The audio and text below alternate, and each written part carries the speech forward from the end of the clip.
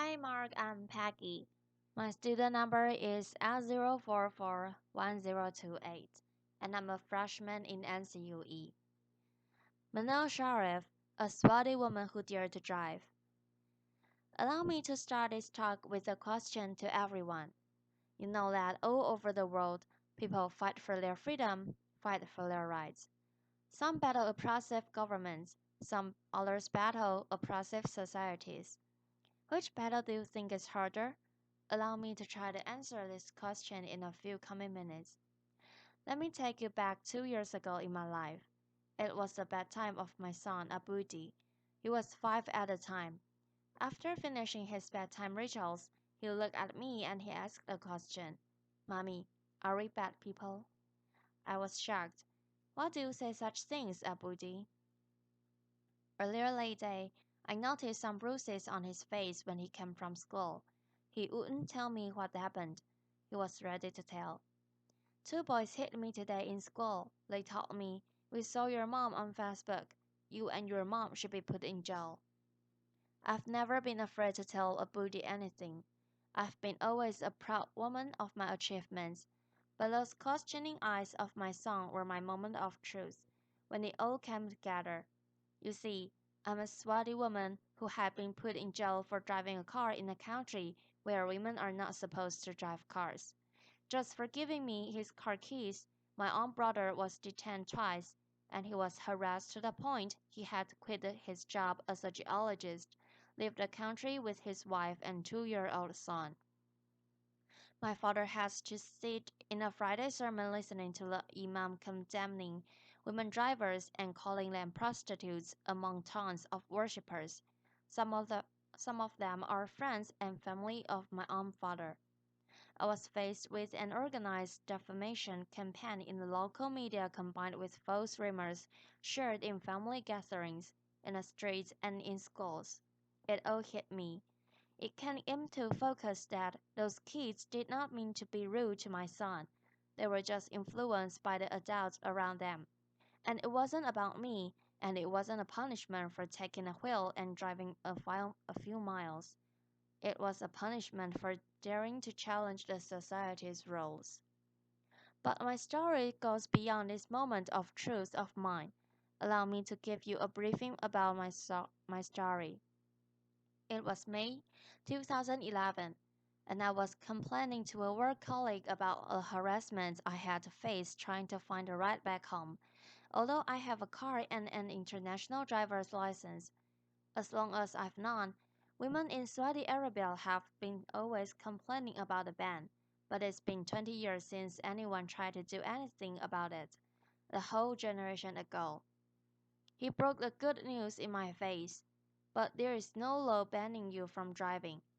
I looked it up, and he was right. There wasn't an actual law in Saudi Arabia.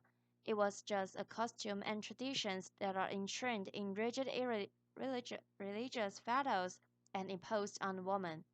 That realization ignited the ideal of June 17th, where we encouraged women to take the wheel and go drive.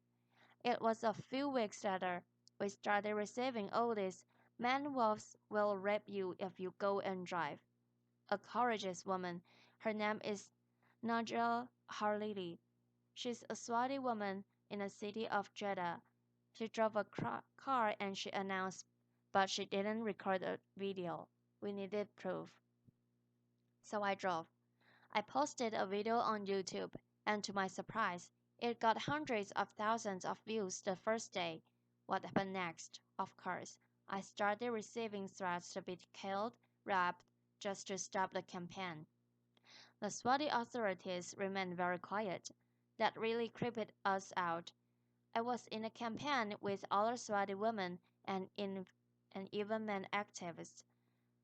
We wanted to know how the authorities would respond on the actual day, June 17th, when women go out and drive. So this time I asked my brother to come with me and drive by a police car. It went fast. We are arrested, signed a pledge not to drive again, released. Arrested again, he was sent to detention for 1 day, and I was sent to jail. I wasn't sure why I was sent there, because I didn't face any charges in the interrogation. But what I was sure of was my innocence. I didn't break a law, and I kept my abia. It's a black cloak we wear in Saudi Arabia before we leave the house, and my fellow prisoners kept asking me to take it off. But I was so sure of my innocence, I kept saying, "No, I'm leaving today." Outside the jail, the whole country went into a frenzy. Some attacking me badly, and others supportive and even collecting signatures in a petition to be sent to be the king to release me. I was released after 9 days. June 17 comes. The streets were packed with police cars and religious police cars, but some hundred brave Saudi women broke the ban and drove their day. None were arrested. We broke the taboo. So I think by now, everyone knows that we can drive, or women are not allowed to drive, in Saudi Arabia, but maybe few know why. Allow me to help you answer this question. There was this official study that was presented to Shura Council. It's a consultative council appointed by the king in Saudi Arabia, and it was done by a local professor, a university professor. He claims it's done based on the UNESCO study, and the study states the percentage of rape, adultery, illegitimate children, even drug abuse, prostitution in countries where women drive is higher than countries where women don't drive. I know, I was like this. I was shocked. I was like, we are the last country in the world where women don't drive. So if you look at a map of the world, there only live is two countries, Saudi Arabia, and the other society is the rest of the world. We started a hashtag on Twitter mocking the study, and it made headlines around the world. BBC News: End of the virginity if women drive, Saudi cleric warns. And only then we realize it's so empowering to mock your oppressor. It strips it away of its strongest weapon, fear. This system is based on ultra-conservative traditions and customs that deal with women as if they are inferior and they need a guardian to protect them. So they need to take permission from this guardian, whether verbal or written, all their lives. We are minors until the day we die. And it becomes worse when it's enshrined in religious fatwas based on wrong interpretation of the Sharia law or the religious law. What's worse, when they become codified as laws in the system, and when women themselves believe in their inferiority, and they even fight those who try to question these rules. So for me, it wasn't only about this attacks I had to face.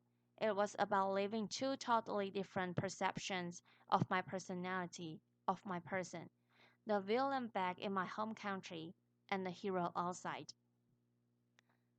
Just to tell you, two stories happened in the last 2 years. One of them is when I was in jail. I'm pretty sure when I was in jail. Everyone saw titles in the international media something like this during these 9 days I was in jail. But in my home country, it was a totally different picture. It was more like this. Manal al Sharif faces charges of disturbing public order and inciting women to drive. I know. Manal al Sharif withdraws from the campaign. It's okay. This is my favorite. Manal al Sharif breaks down and confesses foreign forces incited me. And it goes on, even trial and flogging me in public. So it's a totally different picture. I was asked last years to give a speech at the Oslo Freedom Forum. I was surrounded by this love and the support of people around me, and they look at me as an inspiration. At the same time, I flew back to my home country. They hated the speech so much. The way they called it a betrayal to the Swati country and the Swati people. And they even started a hashtag called Oslo Traitor on Twitter. Some 10,000 tweets were written in that hashtag, while the opposite hashtag, Oslo Hero, there was like a handful of tweets written. That even started a poll. More than 13,000 voters answered this poll, whether they considered me a traitor or not after that speech. 90% said yes, she's a traitor. So it's just two totally different perceptions of my personality. For me, I'm a proud Swati woman, and I do love my country. And because I love my country, I'm doing this. Because I believe a society will not be free if the women of that society are not free. But you learn lessons from the things that happen to you. I learned to be always there, the first things I got out of jail. Of course, after I took a shower, I went online. I opened my Twitter account and my Facebook page, and I've been always very respectful to those people who are appointing me. I would listen to what they say, and I would never defend myself with words only. I would use actions. When they said I should withdraw from the campaign, I filed the first lawsuit against the General Directorate to Traffic Police for not issuing me a driver's license. There are a lot of people also very big support, like those 3,000 people who signed a petition to release me. We sent a petition to the Shura Council in favor of lifting the ban on Swati women, and there were like 3,500 citizens who believed in that and they signed that petition. There were people like that. I just showed some examples who are amazing, who are believing in women's rights in Saudi Arabia and trying, and they are also facing a lot of hate because of speaking up and voicing their views. Saudi Arabia today is taking small steps toward enhancing women's rights. The Shura Council that's appointed by the king by royal decree of King Abdullah. Last year, there were 30 women assigned to the council, like 20%. 20% of the council. The same time, finally, that council, after rejecting our petition 4 times for women driving, they finally accepted it last February. After being sent to jail or sentenced dashing or sent to a trial, the spokesperson of the traffic police said, "We will only issue traffic violation for women drivers."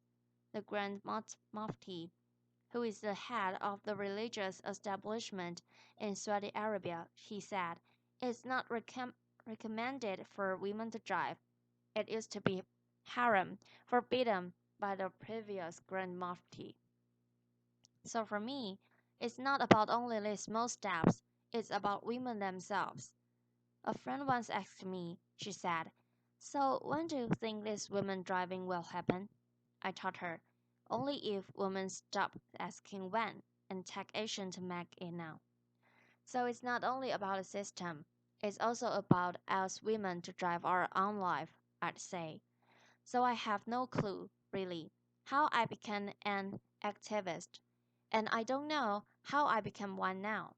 But all I know, and all I'm sure of, in the future when someone asks me my story, I will say, I'm proud to be amongst those women who lifted the ban, fought the ban, and celebrated everyone's freedom.